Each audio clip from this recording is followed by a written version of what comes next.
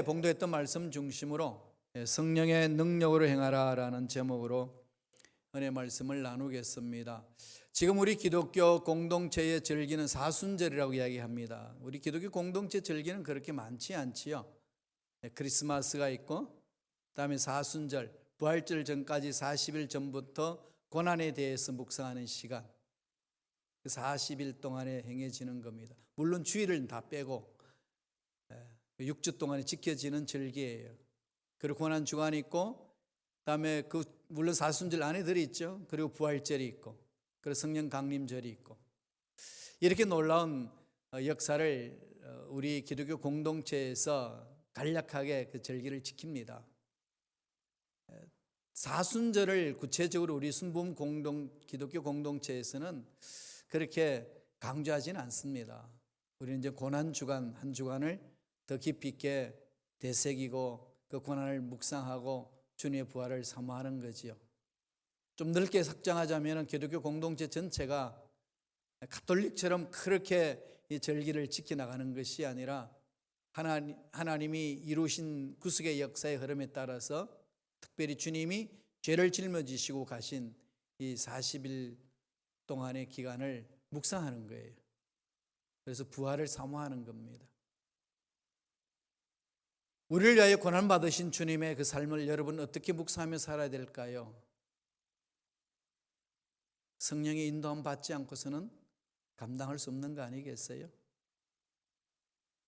고난을 묵상하는 이 시간에도 저와 여러분들은 그저 그냥 묵상한다, 그냥 기념한다, 이것으로 그치는 것이 아니라 실질적으로 주님이 이루셨던 것들을 묵상하면서 그 능력을 체험하며 사는 삶 아니겠습니까?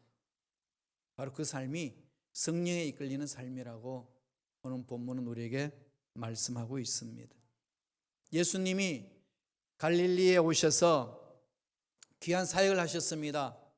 회당에서 가르치는 사역을 하셨고, 복음을 전파하는 사역을 하셨고, 백성들의 약하고 병든 것을 치유하시는 사역을 하셨어요.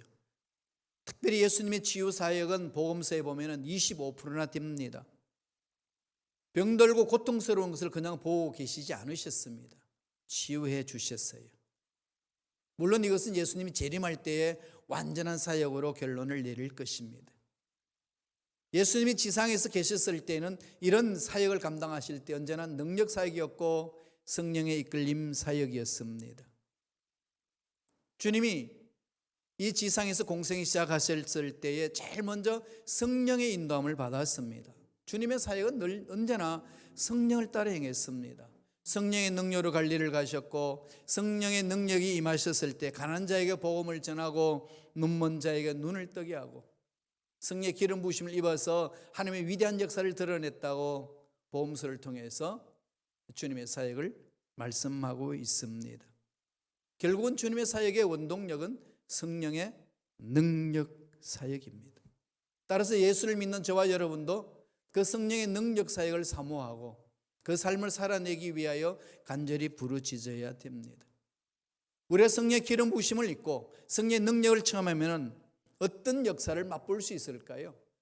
여러 가지 이야기할 수 있겠습니다만 오늘 본문에서 주님이 우리에게 주신 말씀, 강한 말씀 두 가지 사건이 있습니다. 첫째로 영적 전쟁에서 승리하게 한다는 겁니다.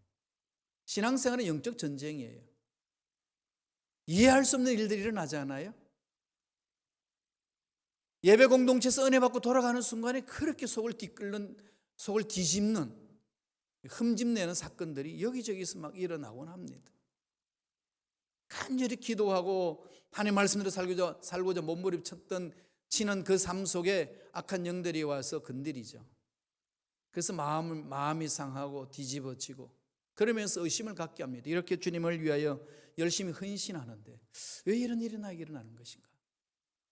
그러면서 하나님 앞에 가까이 가는 것, 이걸 그냥 가지 못하도록 멈추게 하고 가봐야 쓸모없는 것이라고 어리석은 생각을 갖도록 만드는 것이 악한 영들의 장난입니다. 여기에서 우리들은 이겨내야 돼요. 밀리면 안 됩니다. 어떤 상황이 주어지든지 밀려서는 안 되는 거죠. 안 밀고 나갈 수 있는 힘을 가지려면 어떻게 될까요? 우리 힘으로 안 됩니다. 성령의 기름 부으심 입어야 됩니다. 성령의 능력이 임해야 된다는 거죠. 오늘 주님 어떻게 말씀합니까? 마태복음 12장 28절 보세요. 너무나도 귀한 말씀을 우리에게 전하고 계십니다. 다 같이 읽겠습니다. 그러나 내가 하나님의 성령을 힘입어 귀신을 쫓아내는 것이면 하나님 나라가 이미 너에게 임하였느니라. 성령의 능력을 체험하여서 하나님이 능력을 체험한 자들이 어떤 역사를 일으켜 주신다는 겁니까? 우리를 괴롭히고 넘어지게 하고 미혹하는 악한 영들을 쫓아내게 하신다는 거죠. 귀신이 물러가도록 만드는 겁니다. 귀신 있나요, 없나요? 귀신이 있어요. 누가 귀신인가요? 사람이 죽으면 귀신이 되나요? 예수 믿는 사람이 죽으면 귀신 되나요? 그렇게 말하는 인간들이 있어요. 거짓말이에요. 틀린 말입니다. 성서에서 그런 말 하지 않습니다. 사람이 죽으면 귀신이 안 돼요. 아니, 점장이들이 막 점치고 무당할 때는 죽은 조상이 와가지고 누구다 하면서 그냥 옛날 일을 다 읊조리던데요. 죽은 영혼이 오지 않습니다. 다만 사탄이, 그게 마귀 귀신들이 그 예수 믿지 않고 죽은 사람들의 영혼을 이렇게 빌미 삼아서 말하는 것뿐이에요. 성경은 결코 인간이 죽어서 귀신 된다고 말하지 않습니다. 이미 귀신의 영역은 우리가 창조되기 이전에 영적인 그 사건이, 대사건이 있었습니다. 사탄이 반란 일으켰던 그 무리들이에요. 그 무리들이 계속해서 우리를 속입니다. 거짓말하고 오는 거죠. 그래서 기독교 공동체 내에서도 그 말에 속아서 엉뚱한 말을 하는 사람들이 의외로 많습니다. 꼭 기억하세요. 사람은 죽으면 귀신 되지 않습니다. 음부에 가든지 죽으면 예수 믿으면 나원에 갑니다. 이걸 땡이에요. 다만 음부에 있는 무리들이 악한 영들이 휘어잡고 있기 때문에 그 영혼을 악용하는 겁니다. 그래서 믿는 사람들을 넘어지게 하는 거죠. 예수 믿는 저와 여러분들에게는 뭘까요? 예수 이름으로 귀신을 쫓아낼 수 있는 권세를 주시는 거죠. 우리는 소유하는 겁니다. 따라서 내가 쫓아내는 게 아니고 누가 쫓아내죠? 예수 그리스도 이름의 권세로 쫓아내는 거예요. 이래 막 잠자다 꿈자리 사납다고 성경을 베개 입에 놓고 이런 거 하지 말고요. 예수님 이름을 쫓으세요. 성경을 부족으로 사용하는 사람들이 의외로 현대에 많아요. 꿈자리 사나워서 목사님 성경책을 베고 잘까요? 그래요. 성경은 그렇게 하는 게 아니고요. 성경의 말씀을 열고 이해하고 깨닫고 믿는 거예요. 그 믿음 속에 역사가 일어나는 겁니다. 그러니까 저와 여러분 어떻게 해나가야 되죠? 잠들기 전에 예수 이름 부르면 오니 이 잠자리를 괴롭히는 흑암의 세력은 떠나갈지어다. 직장에 들어갔을 때도 여러분 괴롭히고 힘들 때도 예수 이름 부르면 떠나갈지어다. 여러분 직장생활하고 또 사업하다 보면은 별별 사람 다 만나잖아요. 그죠? 속을 뒤집는 사람들이 한두 사람이에요. 그럴 때마다 나의 속을 뒤집는 악한 영들은 사라져라. 명하셔야 되는 거예요. 그런 권세가 있습니다. 오늘 주님이 그러셨죠. 성령의 능력으로 뭐 하신다는 거죠? 귀신을 쫓아낸다. 귀신을 쫓아내는 능력이 있습니다. 왜 그렇게 하나요? 악한 영들에게 넘어지지 아니하도록 하나님이 설계해 놓으신 대로 멋진 것들을 체험할 수 있도록. 하나님은 전능하신 분이잖아요. 능력이 있으신 분이잖아요. 죽은 자도 살리시고 없는 것도 있게 하시는 분. 그래서 바랄 수 없는 중에도 바라고 믿을 수 있도록 인도하시는 분이 예수 믿는 자들이 주신 특권 아닙니까? 그리고 하나님은 아름다우신 분이죠. 하나님 창조하신 이 꽃들 보세요. 얼마나 아름답습니까? 하나님은 아름다운 분이시에요. 그래서 하나님 믿는 저와 여러분들도 마음이 아름다워지는 겁니다. 그래서 하나님을 아름다움을 믿는 백성들이 모인 공동체는 아름다운 거죠. 그래서 교회 공동체는 아름다운 거예요. 그래서 예수를 잘 믿는 사람들의 삶은 아름다워질 수밖에 없습니다. 그렇게 예술이 표현되잖아요. 찬양이 아름답고 성화들이 아름답고 삶이 아름다워지는 거죠. 뭐가 임할 때요? 성령의 능력이 임할 때. 미켈란젤로가 그린 그림 알죠? 아담에 대한 창조, The Creation of Adam 이런 거 있습니다. 아담의 창조 유명한 그림 있죠?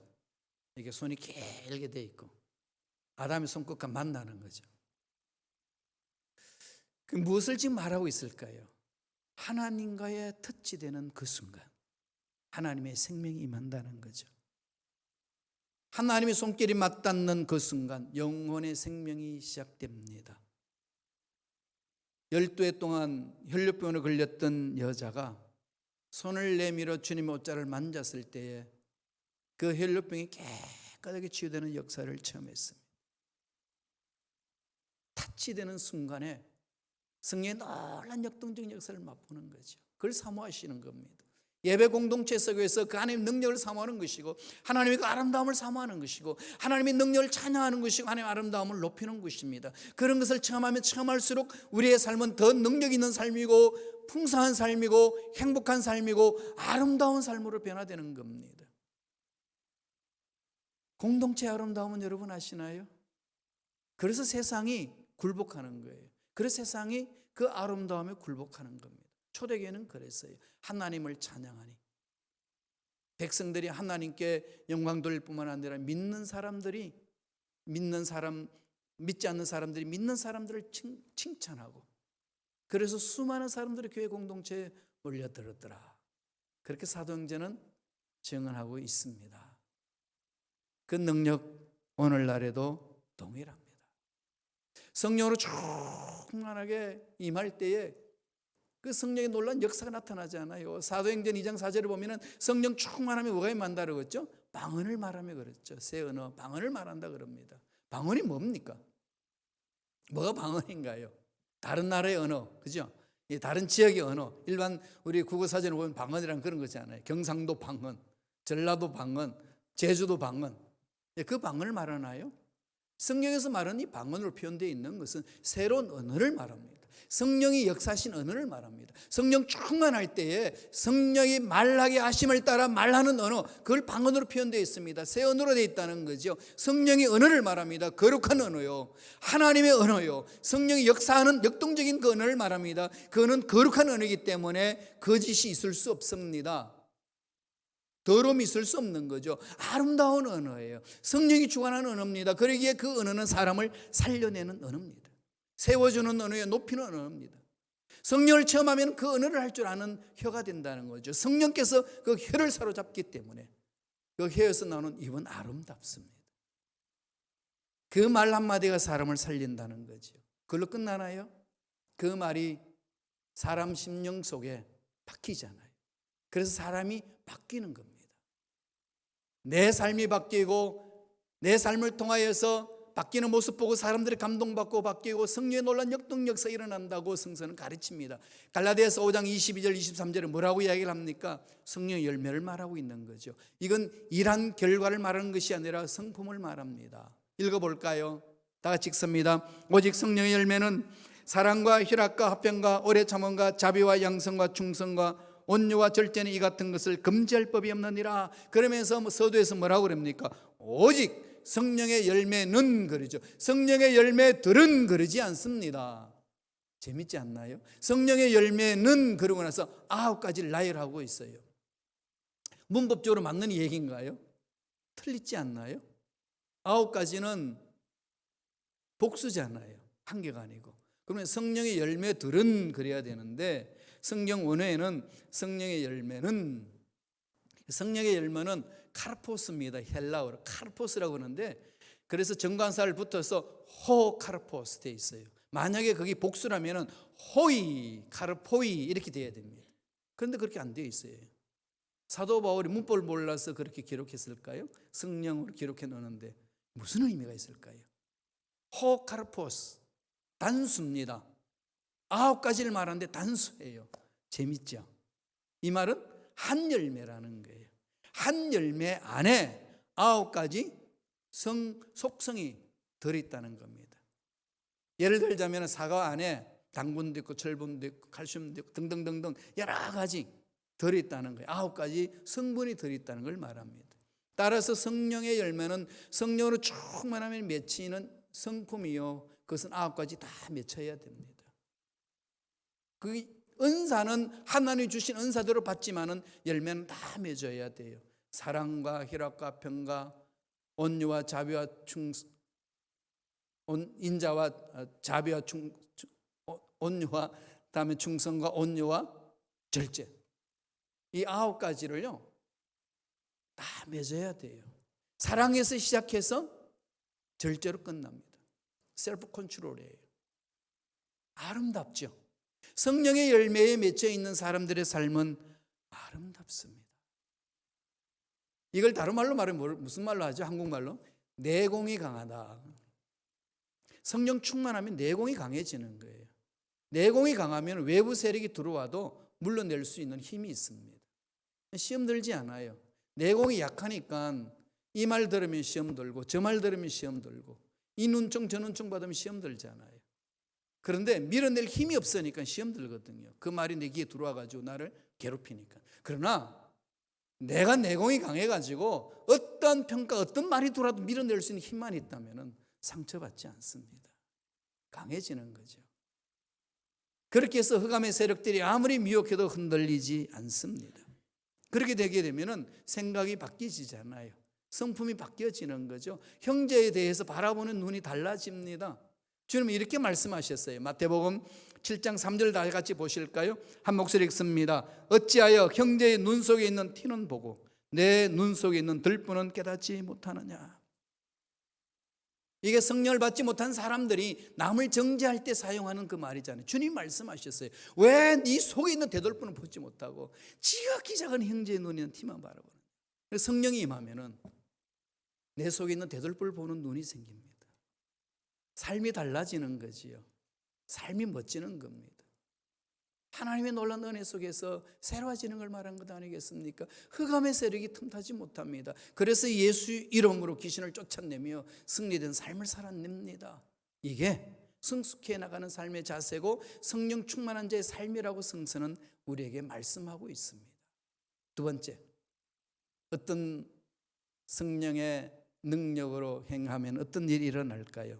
두 번째 하시는 말씀은 지금 여기에서 하나님 나라가 체험된다는 거예요. 하나님 나라가 뭐지요? 우린 죽으면 어디 가나요? 영원한 천국 가잖아요. 킹덤 오브 갓, 하나님의 나라 가지요. 그 하나님 나라, 죽어서 영원히 살 수 있는 나라를 여기에서 체험할 수 있어요. 누굴 통하여? 예수님을 통하여. 오늘 말씀하셨어요, 주님이.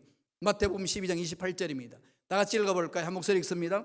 그러나 내가 하나님의 성령을 힘입어 귀신을 쫓아내는 것이면 하나님의 나라가 이미 너에게 임하였느니라. 하나님의 나라는 두 속성이 있어요. 미래성이 있고 죽어서 가야 될 천국 미래가 있고 현재성이 있습니다. 지금 여기서 맛보는 거죠. 예수 그리스도의 이름으로 여기서 맛보는 겁니다. 하나님 나라가 뭔데요? 하나님이 임재하는 곳, 성령이 임재하는 곳, 하나님이 통치하고 다스리는 곳, 하나님이 함께 하시는 그곳. 어떻게 그곳에 악한 영들이 같이 있겠습니까? 어떻게 병들이 우글거리면서 같이 동행하겠습니까? 쫓아버리는 거죠. 예. 하나님의 나라가 임하는 곳에는 그런 역동적인 은혜가 임하고 자유함이 있습니다. 이것을 맛보는 거예요. 사도 바울은 로마서에서 이렇게 하나님의 나라를 표현합니다. 로마서 14장 17절 말씀 보실까요? 다 같이 읽습니다. 하나님의 나라는 먹는 것과 마시는 것이 아니요 오직 성령 안에 있는 의와 평강과 희락이라.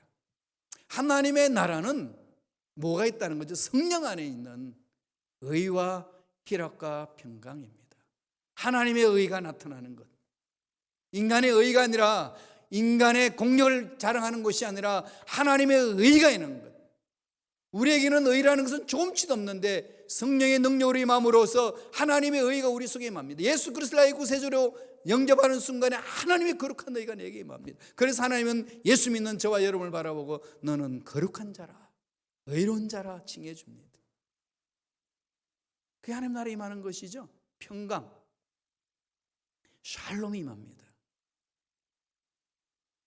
하나님의 평화가 임하는 것이에요. 분쟁이 사라지고 다툼이 사라지고 미움이 사라지는 것. 하나님 나라. 이 샬롬이 임하는 거잖아요. 그 다음에 뭐가 있다는 거죠? 희락. 기쁨이 있죠. 즐거움이 있습니다. 세상에서 누리는 기쁨, 즐거움과는 비교할 수 없는 영원한 하나님의 그 희락이 있습니다. 어디에서요? 하나님 나라에서. 이게 우리가 사모하는 천국 아니겠습니까? 그 천국의 속성이 예수 그리스도 십자가로 인하여서 여기서 맛볼 수 있습니다. 누구에게? 예수를 믿고 성령의 기름 부으심을 받은 자들이 체험하는 겁니다. 그래서 이 세상에 힘 있게 살아갈 수 있는 원동력을 가지는 거예요. 가진 게 없고 세상에서 높은 자리도 아니고 어떻게 보면은 정말 세상적으로 가치관을 바라보면 보잘것없는 것 같은데 하나님의 그 놀라운 능력이 나타남으로 하나님의 나라가 임하는 그 삶이기 때문에 의가 임하는 것이고 샬롬이 임하는 것이고 희락이 임하는 것이니까 어떤 세상에 어려운 문제가 있단다 할지라도 아랑곳하지 않고 믿음으로 밀고 나갈 수가 있는 겁니다. 이게 하나님 나라의 특권이에요. 예수 믿는 저와 여러분들을 주신 특권 아니겠습니까? 얼마나 아름답습니까? 그래서 예수 믿는 사람들의 생각이 아름다운 것이고 예수 믿는 사람들의 말이 아름다운 것이고 예수 믿는 사람들의 삶이 아름다운 겁니다. 그래서 뒷모습이 아름다운 거예요. 그런 삶을 통하여 주님이 뭐라고 말씀하시죠? 산 위에 있는 동네처럼 다 드러난다. 빛으로 나타난다. 어둠을 밝히는 빛이 된다. 이렇게 말합니다. 이 사순절 기간을 보내면서 주님의 고난을 묵상하는 저와 여러분 삶을 한번 돌아봅시다. 어떤 삶을 살고 있는지. 우리의 삶은 하늘에서 이루어지는 그 놀라운 뜻이 이 땅에 이루어지는 것을 체험하는 거예요. 지금 여기에서 맛보는 겁니다. 여기에서 그 능력을 체험하는 거예요. 그렇기 때문에 그 능력을 체험하는 자의 삶에는 평안이 있고 기쁨이 있는 것이고 귀신을 쫓아내는 겁니다. 그런데 하나님 나라를 잘못 이해하게 되면 인간적인 힘으로 활용해가지고 뭔가를 지배하려고 합니다. 역사 속에서 이런 일 잘못된 거 많았어요. 그 대표적인 예가 십자군 운동입니다. 다 아시잖아요. 십자군 운동은 무슬림으로부터 성지를 회복한다는 이 기치를 가지고 교황이 시작했습니다. 가면 갈수록 퇴락했어요. 자기 세력을 확장하기 위해서 2차, 3차, 8차까지 계속 진행됩니다. 수많은 사람을 죽였습니다. 예수 이름으로 수많은 사람을 죽여버렸습니다. 원수를 만들어 갑니다. 회복하는 것이 아니라 파괴하는 거죠. 이게 하나님 나라를 잘못 이해했을 때 나타나는 현상입니다. 오늘 우리 현대 그리스도인들도 그럴 수 있습니다. 다시금 자신들을 돌아봐야 됩니다. 코로나 팬데믹 현상 속에 우리 교회 공동체가 이 세상에 어떻게 빛을 발할 것이며 예수 믿는 저와 여러분들이 어떻게 이 어두운 세상에 빛을 발하며 살 것인가, 우리는 다시금 자신들을 돌아봐야 된 순간입니다. 주님은 우리에게 말씀하셨어요. 성령의 기름 부으심으로 이 세상에 속한 자의 삶이 아니라 이 세상에서 하나님의 능력을 드러내는 삶이라고 그렇게 강조합니다. 요한복음 18장 36절에 이렇게 말씀합니다. 다 같이 읽겠습니다. 예수께서 대답하시되 내 나라는 이 세상에 속한 것이 아니니라. 만일 내 나라가 이 세상에 속한 것이었더라면 내 종들이 싸워 나로 유대인들에게 넘겨지지 않게 하였으리라. 이제 내 나라는 여기에 속한 것이 아니니라. 이 땅에 솟아난 것이 아니고 하나님으로부터 오신 나라예요. 하나님이 다스린 나라가 되는 겁니다. 교회 공동체도 하나님이 다스리는 공동체, 성령이 다스리는 공동체, 말씀이 다스리는 공동체, 말씀이 내 삶을 주관하는, 삶을 살게 하는 공동체. 이게 하나님 나라를 체험한 자의 삶 아니겠습니까? 이런 자 어떻게 세상이 건드리겠어요? 어떻게 세상이 감당하겠습니까? 세상이 감당하지 못합니다. 우리는 그렇게 가야 합니다. 그게 우리의 삶입니다. 여러분, 힘들고 어려운 상황을 보내고 있습니다. 이럴 때에 어떻게 보내야 될까요? 말씀을 붙들고 성령을 사모해야 됩니다. 미국은 그렇게 해서 세워진 나라입니다. 이 나라가 하나님의 그 놀라운 은혜 가운데 세워진 나라가 가면 갈수록 자꾸 퇴색해 갑니다. 어떻게 하시겠어요? 우리가 다시금 말씀을 부여잡고 성령을 사모하며 부르짖어야 됩니다. 주님, 이 땅을 버리지 마시고 이 땅을 고쳐주소서. 이 땅을 고쳐달라고 부르시는 우리를 통하여 하나님은 위대한 역사를 반드시 일으켜 주실 줄로 믿습니다. 그래서 우리 교회 공동체를 세운 것 아니겠습니까? 여기까지 오게 하신 것 아니겠습니까? 날마다 성령의 놀란 능력 안에서 성령을 따라 행함으로 위대한 역사를 이 땅에 드러내는, 그래 귀신을 쫓아내고 하나님의 뜻을 이 땅에 임하게 하는 영적 승리를 맛보며 살아가는 저와 여러분 되시길 간절히 축원합니다. 기도하겠습니다. 하나님 아버지, 감사와 찬양을 드립니다. 우리에게 생명을 허락하여 주셔서 날마다 약속의 말씀을 부여잡고 날마다 성령을 사모하며 귀신을 쫓아내며 하나님의 나라를 이 땅에 확장시키며 쓰임받는 일꾼들로 설 수 있도록 인도하여 주신 은혜에 감사와 찬양을 드리옵나이다. 우리 힘이 아니라, 우리의 능력이 아니라, 죽은 자도 살리시고 없는 것도 있게 하시는 하나님의 능력으로 우리에게 성령의 기름 부으심으로 채워주셔서 성령의 능력으로 이 모든 것들을 감당하게 해주시는 줄로 믿습니다. 성령님 임자여 주시고 은혜 속에 살게 하여 주시고 능력 있는 삶이 될 수 있도록 축복하여 주시옵소서. 감사하고 예수님 이름으로 기도드리옵나이다. 아멘. 우리 이 시간 한번 기도하기 전에 찬양하겠습니다. 성령을 사모합시다. 각 교단마다 강조하는 게